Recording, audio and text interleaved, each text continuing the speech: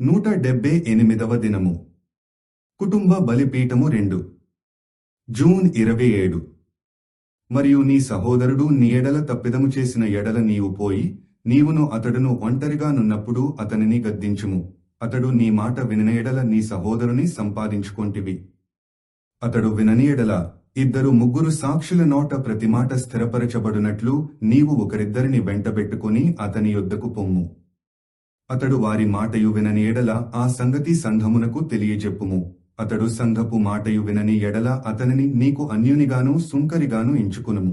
భూమి మీద మీరు వేటిని బంధింతురో అవి పరలోకమందును బంధింపబడును, భూమి మీద మీరు వేటిని విప్పుదురో అవి పరలోకమందును విప్పబడునని మీతో నిశ్చయముగా చెప్పుచున్నాను. మరియు మీలో 2 తాము వేడుకొను దేనిని గూర్చియెనను భూమి మీద ఏకీభవించిన ఎడల అది పరలోకమందున్న నా తండ్రి వలన వారికి దొరకునని మీతో చెప్పుచున్నాను. ఏలెనగా 2-3 నా నామమున ఎక్కడ కూడియుందురో అక్కడ నేను వారి మధ్యన ఉందునని చెప్పెను. మత్తయి 18:15-20. దేవుడు శరీరధారి యేసుగా మారినప్పుడు దైవత్వములోని సంపూర్ణత ఆయనలో యుండెను. అపరిమితమైన ఆత్మను ఆయన కలిగియుండెను. మనము దానిని కొలత చొప్పున కలిగియున్నాము. మీరు సముద్రము దగ్గరకు వెళ్లి ఒక చెంచాలో నీరు తీసుకువచ్చినట్లయితే అది ఎలా ఉంటుంది? మంచిది. యేసు ఆ విధంగా యుండెను. ఆయన సముద్రం అంతటినీ కలిగి యుండెను. కాని నీవు, నేను చెంచాడు కలిగియున్నాము. అదే తేడా. మీరు ఎన్నడూ దానిని తప్పిపోవద్దు. ఆయన మనలను కలిగియుండవలసిన అవసరము లేదు, కాని మనము ఆయనకు కలిగి ఉండాలి.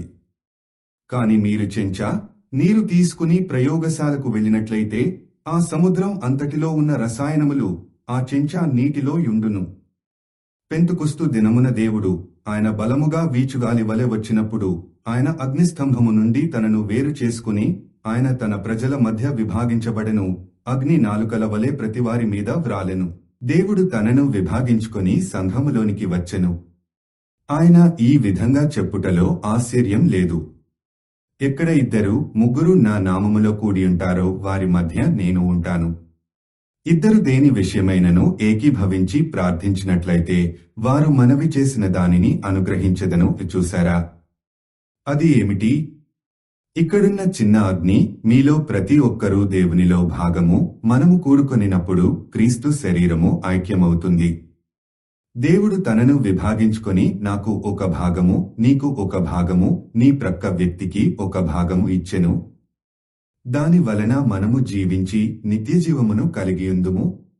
భయపడకుడి. ఫిబ్రవరి 24, 1961.